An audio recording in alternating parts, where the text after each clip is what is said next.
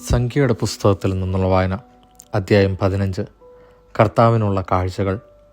കർത്താവ് മോശയോട് അരുളി ചെയ്തു, ഇസ്രായേൽ ജനത്തോട് പറയുക, നിങ്ങൾക്ക് അധിവസിക്കാൻ ഞാൻ തരുന്ന ദേശത്ത് നേർച്ചയോ സ്വാഭിഷ്ട കാഴ്ചയോ നിർദ്ദിഷ്ടമായ തിരുനാളുകളിൽ അർച്ചനയോ ആയി കർത്താവിന് മുമ്പിൽ പരിമളം പരത്തുന്നതിന് കന്നുകാലികളിൽ നിന്നോ ആട്ടിൻ പറ്റത്തിൽ നിന്നോ ദഹനബലിയോ മറ്റു ബലികളോ നിങ്ങൾ അർപ്പിക്കുമ്പോൾ വഴിപാട് കൊണ്ടുവരുന്ന ആൾ 4 ഹിൻ എണ്ണ ചേർത്ത 10 ഏഫ നേരിയ മാവ് ധാന്യബലിയായി കൊണ്ടുവരണം. ദഹനബലിയോടും മറ്റു ബലികളോടുമൊപ്പം അർപ്പിക്കേണ്ട ബലിക്ക് ആട്ടിൻകുട്ടി 4 ഹിൻ വീഞ്ഞു വീതം തയ്യാറാക്കണം. മുട്ടാടാണെങ്കിൽ 10 എഫ നേരിയ മാവിൽ 1 ഹിൻ എണ്ണ ചേർത്ത് ധാന്യബലി തയ്യാറാക്കണം. പാനീയ ബലിക്ക് 1 ഹിൻ വീഞ്ഞ് സൗരഭ്യമായി കർത്താവിനെ അർപ്പിക്കണം.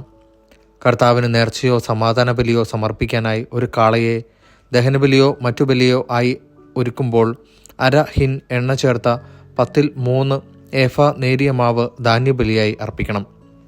ദഹനബലിയോടൊപ്പം കർത്താവിൻ്റെ മുമ്പിൽ പരിമളം പരത്താനായി 1/2 ഹിൻ വീഞ്ഞ് പാനീയ ബലിയായും അർപ്പിക്കണം.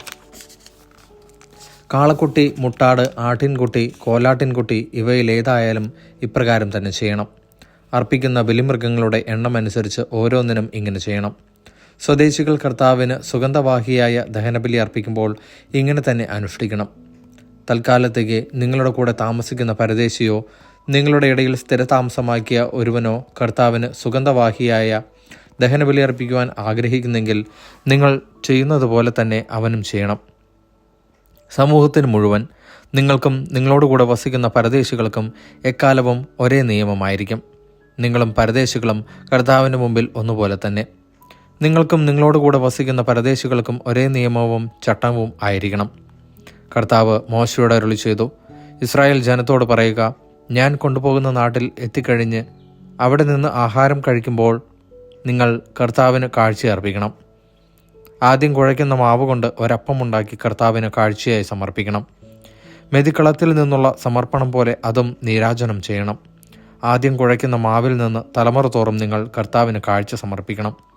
കർത്താവ് മോശ വഴി നൽകിയ കൽപ്പനയ്ക്കെതിരായി അന്നു മുതൽ നിങ്ങളും നിങ്ങളുടെ സന്താനങ്ങളും സമൂഹത്തിൻ്റെ ശ്രദ്ധയിൽപ്പെടാത്ത അബദ്ധവശാൽ തെറ്റ് ചെയ്യാനിടയായാൽ സമൂഹം മുഴുവനും കൂടി ഒരു കാളക്കുട്ടിയെ കർത്താവിന് സുഗന്ധവാഹിയായ ദഹനബലിയായി അർപ്പിക്കണം. അതോടൊപ്പം വിധിപ്രകാരം ധാന്യബലിയും പാനീയ ബലിയും അർപ്പിക്കണം. പാപപരിഹാര ബലിയായി ഒരു മുട്ടാടിനെയും അർപ്പിക്കണം. പുരോഹിതൻ ഇസ്രായേൽ സമൂഹം മുഴുവൻ വേണ്ടി പരിഹാരം ചെയ്യണം. അപ്പോൾ അവർക്ക് മോചനം ലഭിക്കും.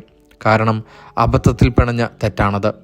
അതിന് കർത്താവിന് ദഹനബലിയും പാപപരിഹാര ബലിയും സമർപ്പിച്ച് ഇസ്രായേൽ സമൂഹത്തിനും അവരുടെ ഇടയിലെ വിദേശികൾക്കും മോചനം ലഭിക്കും. ജനങ്ങളെല്ലാം തെറ്റിൽ ആയിരുന്നല്ലോ. ഒരാൾ അറിയാതെ തെറ്റ് ചെയ്തു പോയാൽ അവൻ പാപപരിഹാര ബലിയായി 1 വയസ്സുള്ള പെണ്ണാടിനെ കാഴ്ചവെക്കണം. മനഃപൂർവ്വമല്ലാത്ത തെറ്റിന് പുരോഹിതൻ കർത്തൃസന്നിധിയിൽ പരിഹാരം അനുഷ്ഠിക്കട്ടെ, അവന് മോചനം ലഭിക്കും. അറിയാതെ ചെയ്യുന്ന തെറ്റിന് ഇസ്രായേൽക്കാരനും അവരുടെ ഇടയിൽ വസിക്കുന്ന വിദേശിക്കും ഒരേ നിയമം തന്നെയാണ്. കരുതി കൂട്ടി തെറ്റ് ചെയ്യുന്ന സ്വദേശിയും വിദേശിയും കർത്താവിനെ അധിക്ഷേപിക്കുന്നു. അവനെ ജനത്തിൽ നിന്ന് വിച്ഛേദിക്കണം. അവൻ കർത്താവിൻ്റെ വചനത്തെ നിന്ദിക്കുകയും അവിടുത്തെ കൽപ്പന ലംഘിക്കുകയും ചെയ്തതുകൊണ്ട് അവനെ തീർത്തും പുറന്തള്ളണം. സ്വന്തം അകൃത്യത്തിൻ്റെ ഫലം അവൻ അനുഭവിക്കണം. സാബത്ത് ലംഘനം. ഇസ്രായേൽ ജനം മരുഭൂമിയിൽ കഴിഞ്ഞിരുന്ന കാലത്ത് ഒരാൾ സാബത്ത് നാളുകളിൽ വിറക് ശേഖരിച്ചു. അത് കണ്ടവർ അവനെ സമൂഹത്തിൽ നിന്ന് മോശയുടെയും അഹ്റോൻ്റെയും അടുത്ത് കൊണ്ടുചെന്നു. എന്തു ചെയ്യണമെന്ന് വ്യക്തമാകാതിരുന്നത് മൂലം അവർ അവനെ തടവിൽ വെച്ചു. അപ്പോൾ കർത്താവ് മോശയോട് അരുളി ചെയ്തു, ആ മനുഷ്യൻ വധിക്കപ്പെടണം. പാളയത്തിന് പുറത്തു വെച്ച് ജനം ഒന്നു ചേർന്ന് അവനെ കല്ലെറിയട്ടെ. കർത്താവ് കൽപ്പിച്ചതുപോലെ ജനം പാളയത്തിന് വെളിയിൽ വെച്ച് അവനെ കല്ലെറിഞ്ഞു കൊന്നു.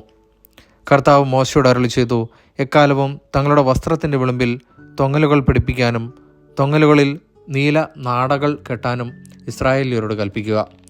ഹൃദയത്തിൻ്റെയും കണ്ണുകളുടെയും ചായ്വനുസരിച്ച് യഥേഷ്ടം ചരിക്കാനുള്ള നിങ്ങളുടെ പ്രവണതയെ പിഞ്ചല്ലാതെ കർത്താവിൻ്റെ കൽപ്പനകളെല്ലാം ഓർത്ത് പാലിക്കുന്നതിന് ഈ തൊങ്ങലുകൾ അടയാളമായിരിക്കും. അങ്ങനെ നിങ്ങൾ എൻ്റെ കൽപ്പനകൾ ഓർത്ത് അനുഷ്ഠിക്കുകയും നിങ്ങളുടെ ദൈവത്തിൻ്റെ മുമ്പിൽ വിശുദ്ധരായിരിക്കുകയും വേണം. നിങ്ങളുടെ ദൈവമായിരിക്കേണ്ടതിന് നിങ്ങളെ ഈജിപ്തിൽ നിന്ന് കൊണ്ടുവന്ന നിങ്ങളുടെ ദൈവമായ കർത്താവാണ് ഞാനാണ് നിങ്ങളുടെ ദൈവമായ കർത്താവ്. ദൈവവചനമാണ് നാം കേട്ടത്.